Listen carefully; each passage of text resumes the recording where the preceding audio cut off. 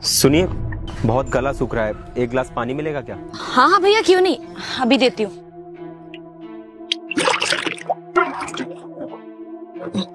ये लीजिए भैया पानी। शुक्रिया। ओए इधर आ।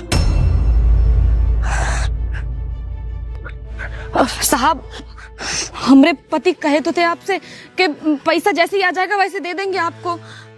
अबे ओए, कब देगा ये पैसे? इतने दिन हो गए, इतने दिनों से दोहरा रहे हो, पैसे कब दोगे मेरे? साहब हमारे पास पैसे हैं ही नहीं। अभी हमारा बिटवा का तबीयत खराब हुआ था, 200-400 रुपया था, वो भी खत्म हो गया साहब। अबे ओए, मुझे ना मतलब नहीं है कि तेरे पास पैसे हैं या नहीं है, मुझे मेरे पैसे चाहिए। पिछले 6 महीने से तुम लोग मुझे दौड़ा रहे हो, हैं? पैसे कब दोगे तुम? जब भी देखो आज दे दूंगा, कल दे दूंगा, परसों दे दूंगा। 1 साल से, समझे? 1 साल हो गए तुम्हें पैसे दिए हुए, अब तक मुझे मेरे पैसे नहीं मिले। और पिछले 6 महीने से तुम मुझे दौड़ाए जा रहे हो, पैसे नहीं दे रहे हो। मुझे फर्क नहीं पड़ता कि तुम्हारा बेटा जिए या मर जाए, मुझे मेरे पैसे चाहिए। ऐसा मत बोलिए भगवान के लिए, एक हमारा बिटवा ही है जिसकी वजह से हम जी रहे। और साहब आपको पता है ना, हमारे पास 6 महीने से नौकरी नहीं है, दर दर की ठोकरें खा रहे हैं, काम की तलाश कर रहे हैं पर काम मिल ही नहीं रहा है, पढ़े लिखे जो नहीं है। और एक हमारी गाय है, वो भी दूध देना बंद कर दी है। हमारा किस्मत ही फूटा हुआ है साहब, पर जैसे हमारे पास पैसे होंगे ना तो हम आपको दे देंगे साहब, दे देंगे। हाँ साहब, बिल्कुल भी पैसा नहीं है हमारे पास। फसल किया था, बारिश होने के कारण पूरा फसल बर्बाद हो गया, वहाँ से भी पैसा नहीं आ रहा। जब 1 साल पहले तुम लोग मुझसे पैसे मांग रहे थे तो कैसे मेरे सामने गिड़गिड़ा रहे थे कि पैसे दे दो तो जल्दी लौटा देंगे।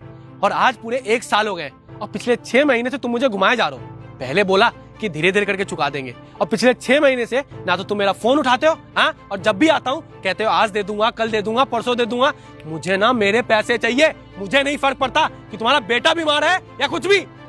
हम मरने से पहले आपके पैसे पाई लौटा देंगे साहब, पर हमारे पास अभी पैसे नहीं है, मजबूरी तो समझिए साहब।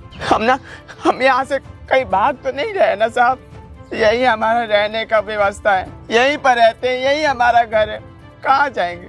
आपके पैसे लेकर भागेंगे नहीं साहब, लौटा देंगे, पर तरस खाइए भगवान के लिए।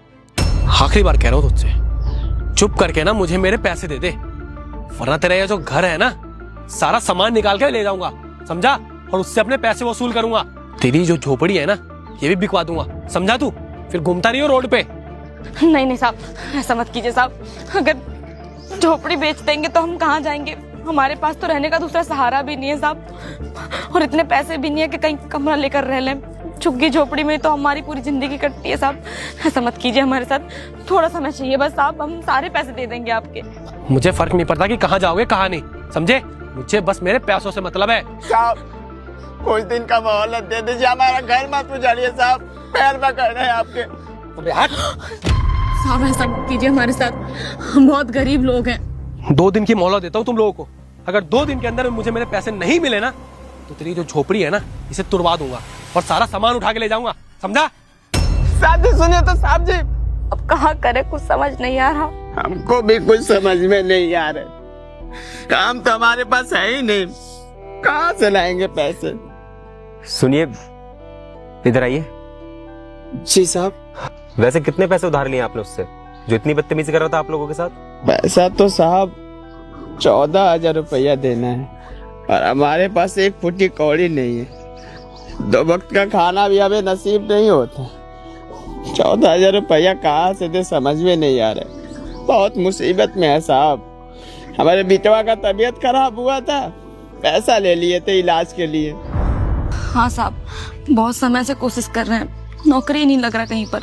हम पहले एक घर में काम करते थे, वो मेम साहब तनख्वाह दिए बिना ही शहर चली गई और आई नहीं वापस लौटकर। उन पर पूरा 15,000 रुपया आता है हमारा।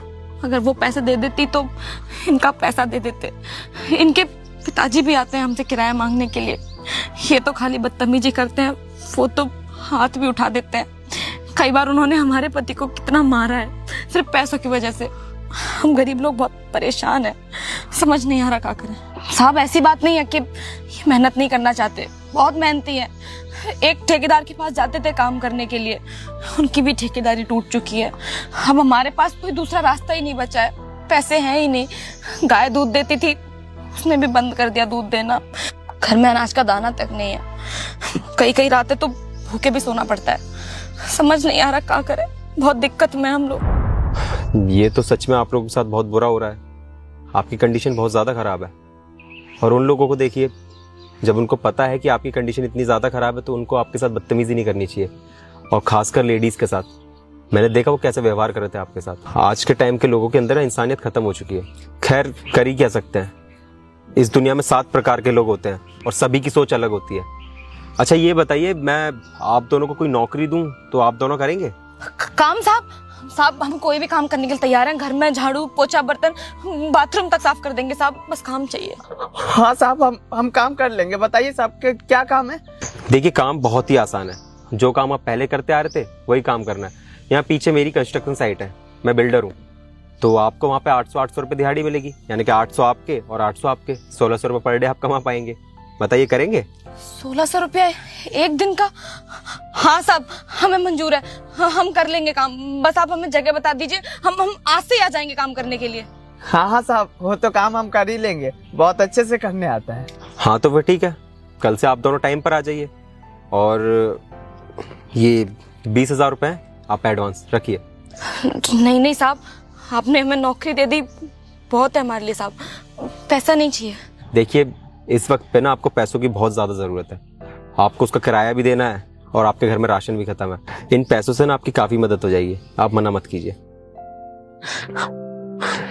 बहुत बहुत शुक्रिया साहब आपका, आप हमारी जिंदगी में भगवान के रूप में आए साहब। ठीक है, तो फिर कल टाइम से आ जाना आप लोग। ध्यान रखिए अपना। जी साहब, हम पहुंच जाएंगे।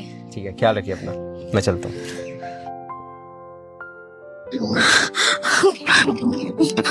साहब, एडवांस में पैसा देकर गए हैं, अब कमरे का किराया चला जाएगा और मुन्ना की दवाई आ जाएगी और घर में आटा और चावल मंगवा लेंगे। हाँ भगवान, चिंता मत करो, बहुत घबरा रही हो, सब कुछ ठीक हो जाएगा। ठीक है, चलो आ जाओ।